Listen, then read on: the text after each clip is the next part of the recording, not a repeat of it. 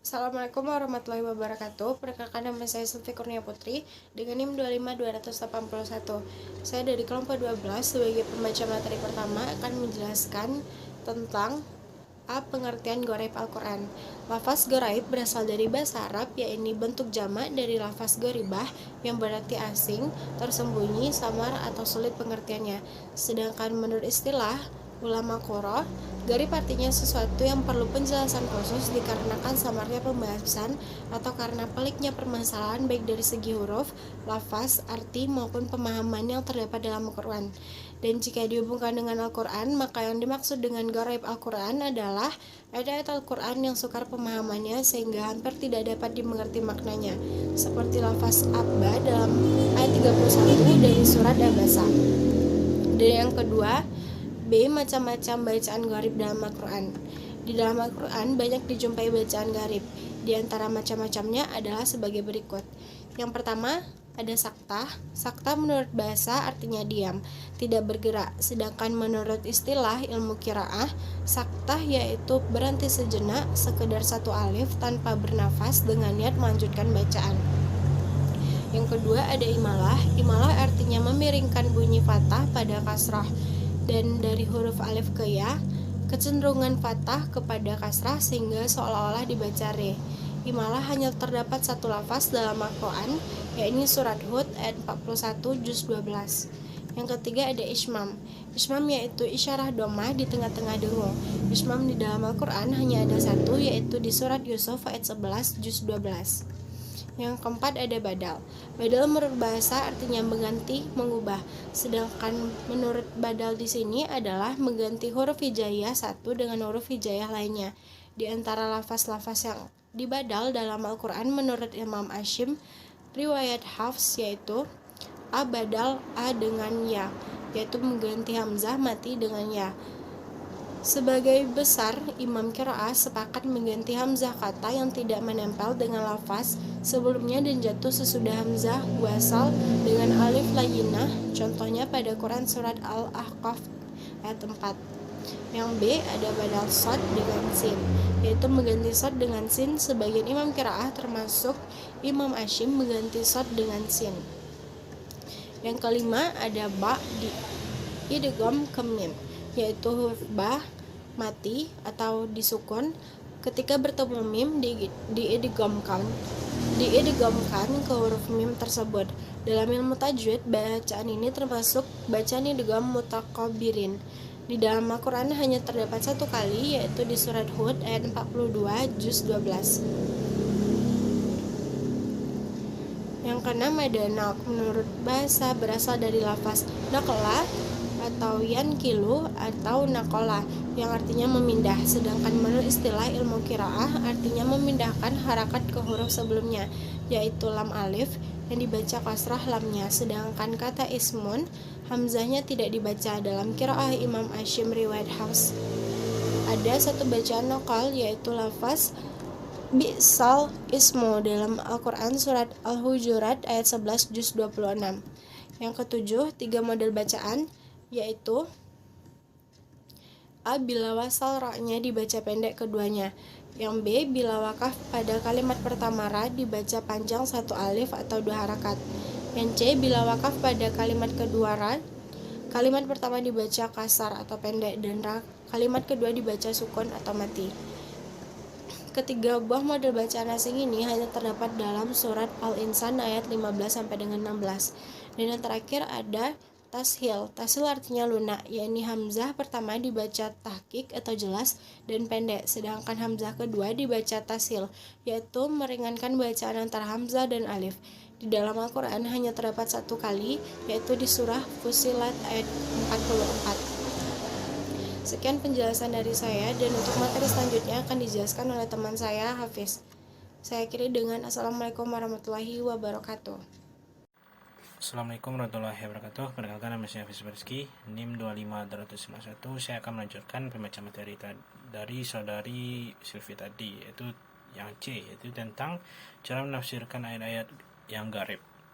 Permasalahan ini menjadi persoalan yang sangat rumit, khususnya setelah Nabi Muhammad SAW wafat, sebab saat beliau masih hidup semua permasalahan dinyatakan langsung kepadanya. Tentu tidak semua persoalan sosial dan pemasyarakatan serta keamanan yang muncul saat beliau masih hidup, karena umur beliau yang relatif singkat. Sementara persoalan kemasyarakatan terus berkembang sejalan dengan perkembangan masyarakat itu sendiri. Namun Rasulullah sebelum wafat telah meninggalkan dua pusaka, yaitu Al-Quran dan Sunnah Rasul.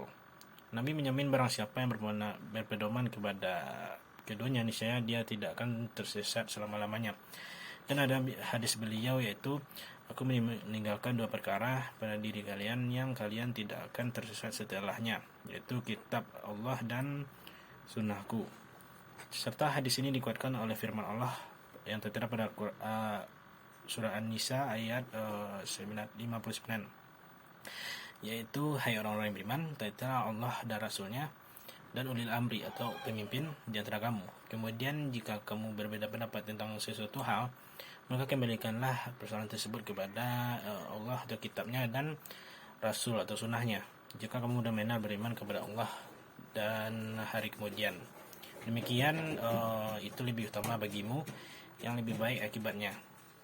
Secara teoritis, kembali kepada Al-Quran dan hadis boleh dikatakan jika ada masalah atau tetapi problema muncul bagi terasa memberatkan pikiran ketika teori itu diterapkan untuk mencerahkan berbagai kasus yang terjadi masyarakat.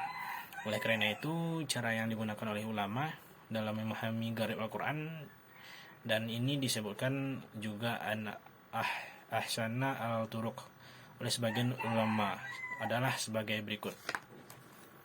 1. Menafsirkan Al-Quran dengan Al-Quran. Contoh surat Al-An'am ayat 82. Dalam ayat tersebut diartikan secara tekstual, maka terasa membawa pemahaman yang asing dan tidak cocok dengan kenyataan. Sebab hampir tidak ditemukan orang-orang yang beriman dan tidak pernah melakukan perbuatan zalim sama sekali. Jika begitu, maka tidak ada orang mukmin yang hidupnya tentram dan tidak akan mendapat petunjuk. Oleh karena itu, sahabat bertanya kepada Rasulullah, lalu Rasul menafsirkan kata zulum dengan kata syirik. Berkata berdasarkan pada surat Al-Luqman ayat 13, dan ingatlah ketika Luqman berkata kepada anaknya di waktu ia memberi pelajaran kepadanya, hai anakku, janganlah kamu bersekutukan Allah, sesungguhnya bersekutukan Allah adalah benar-benar kezaliman yang besar. Dari penjelasan Nabi di atas dapat ketahui bahwa zulum dalam surat Al-An'am berarti syirik, bukan kezaliman biasa. Dengan penjelasan itu, selesailah persoalannya. Dan berdasarkan penjelasan Nabi itulah maka surah An-An'am ayat 82 diterjemahkan sebagai berikut. Orang-orang yang beriman dan tidak memperundukkan iman mereka dengan kezaliman atau syirik, mereka itulah yang mendapatkan keimanan dan mereka adalah orang-orang yang mendapat petunjuk. Dan yang kedua yaitu menafsirkan Al-Quran dengan sunnah Rasul. As-sunnah adalah penjelas dari Al-Quran, di mana Al-Quran telah menjelaskan bahwa semua hukum atau ketetapan Rasulullah berasal dari Allah. Oleh karena itu, Rasulullah bersabda, ketahuilah bahwa telah diberikan kepadaku Quran dan bersamanya pula sesuatu yang serupa dengannya, yaitu sunnah. Dan yang ketiga, yaitu jika tidak ditemukan di dalam hadis, maka dicari dalam hadsyar atau pendapat sahabat. Pendapat para sahabat lebih akurat daripada lainnya, dikarenakan mereka telah berkumpul dengan Rasulullah dan mereka telah meminum air pertolongan beliau yang bersih. Mereka menyaksikan wahyu dan turunnya. Mereka tahu asbab nuzul dari sebuah ayat maupun surat dari Al-Quran. Mereka mempunyai kesucian jiwa, keselamatan fitrah dan keunggulan dalam memahami secara benar dan selamat terhadap kalam Allah Subhanahu wa taala. Bahkan menjadikan mereka mampu merahasiakan Al-Quran lebih banyak dibanding siapapun orangnya. Jika masih belum didapati pemecahannya, maka sebagian ulama meriksa pendapat tabi'in. Di antara tabi'un ada yang menerima seluruh penafsiran dari sahabat Namun tidak jarang mereka juga berbicara tentang tafsir ini dengan istinbats atau penyimpulan dan istidlal, penalaran dalil sendiri. Tetapi yang harus menjadi pegangan dalam hal ini adalah penukilan yang soleh. Yang kelima yaitu melalui syair. Walaupun sebagian